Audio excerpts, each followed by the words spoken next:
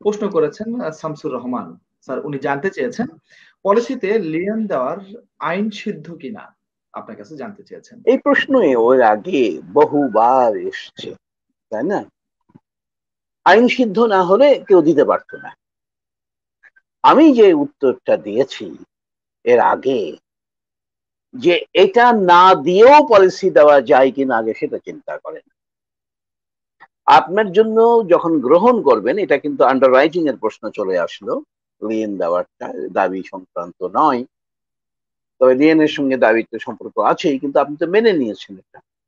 গ্রাহক যদি মেনে নিয়ে থাকে তাহলে তো আর কিছু করার নেই, এবং স্যার আইন সিদ্ধ এইখানে স্যার একটু বলেই। সংযুক্ত করি স্যার, একটু সংযুক্ত জি, করতে চাই।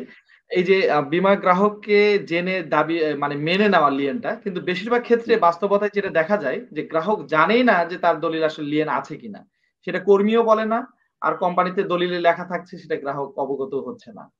সেই ক্ষেত্রে একটু ভিন্ন আমার মনে হয়। হয় দলিলে লেখা থাকে, না থাকলে তো এস্টাবলিশ করবে কি করে স্যার যে লিয়েন দলিলে দেওয়া লেখা হয়? থাকে, দলিলে লেখা দলিলে থাকে স্যার। লেখা থাকে, আর আপনারা দলিলেও বলেন সিল না, দেওয়া থাকে। যে আপনারা বলেন না, গ্রাহককে জানান না, তখন ত্রুটিটা কার? আপনি নিজেই তো স্বীকার করছেন যে ত্রুটিটা আমার। তাহলে পানিশমেন্ট পেলে তাহলে আপনাকে দেওয়া উচিত। আপনি গ্রাহককে না বুঝিয়ে, না শুনিয়ে, না বলে আপনি কেন ঋণ দেওয়ার ব্যবস্থা করলেন? কারণ আন্ডার রাইটার সাহেবকে বোঝানো যাচ্ছে না। কারণ আন্ডারটা সাহেবকে বোঝানো যাচ্ছে না, অতএব আমার নিরীহ গ্রাহককে আমি বুঝাইয়া যা বুঝাবো তাই বুঝবে। এটা আমাদেরই মোরালিটির প্রশ্ন আসছে তখন, যে আপনি গ্রাহকের সম্মতি ব্যতিরেকে কোনো শর্ত জুড়ে দিতে পারেন না। আইনত কিছু শর্ত দেওয়া যাবে যদি গ্রাহক সেটাতে সম্মতি প্রদান করে। বেআইনি কোনো শর্ত আপনি দিতে পারবেন না গ্রাহক মেনে নিলেও। যে আমার বয়স 18, মানে 26 বা 62, আপনার লিখে দিলেন 26, এটা গ্রাহক সম্মতি দিল, আপনিও সম্মতি দিলেন, এইটা কিন্তু আইন মানবে না। আইন বলবে যে তুমি তোমার সঠিক তথ্য দাওনি, অতএব বীমা কোম্পানির সঙ্গে তোমার কোনো চুক্তিই হয়নি। Fundamental mistake. এটা একটা শর্ত যে তোমাকে সঠিক তথ্য দিতে হবে। আমরা কি বলি এটাকে? ইউবেরিমা ফিডেস। মানে কি? মানে সকল তথ্য প্রকাশ করতে হবে। সকল তথ্য কোনটা? যেটা যেটা প্রয়োজনীয় তথ্য। প্রয়োজনীয় কোনটা?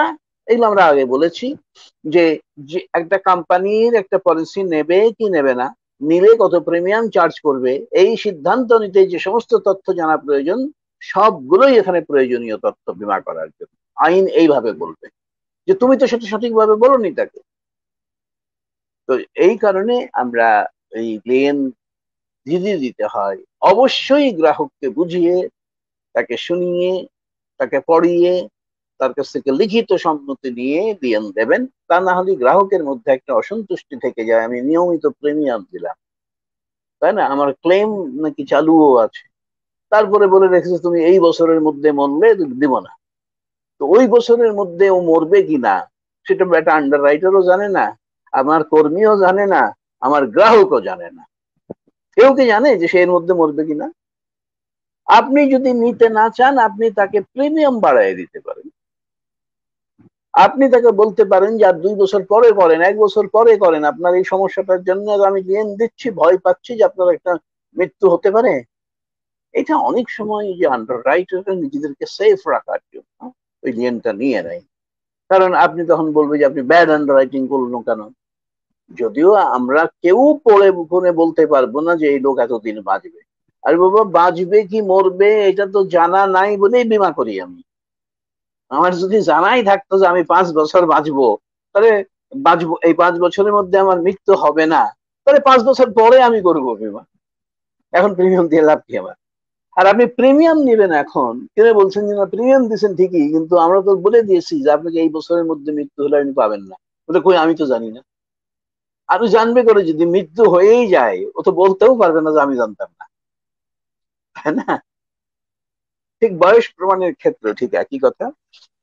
যদি মৃত্যু হয়ে যায় আর তখন যদি বলেন যে তোমার বয়স প্রমাণ হয়নি, তুমি প্রমাণ করো, যিনি জীবিত থাকলে তার বয়স প্রমাণ করতে পারলেন না, মৃত্যুর পরে তিনি তার বয়স পরিমাণ করবেন কি করে?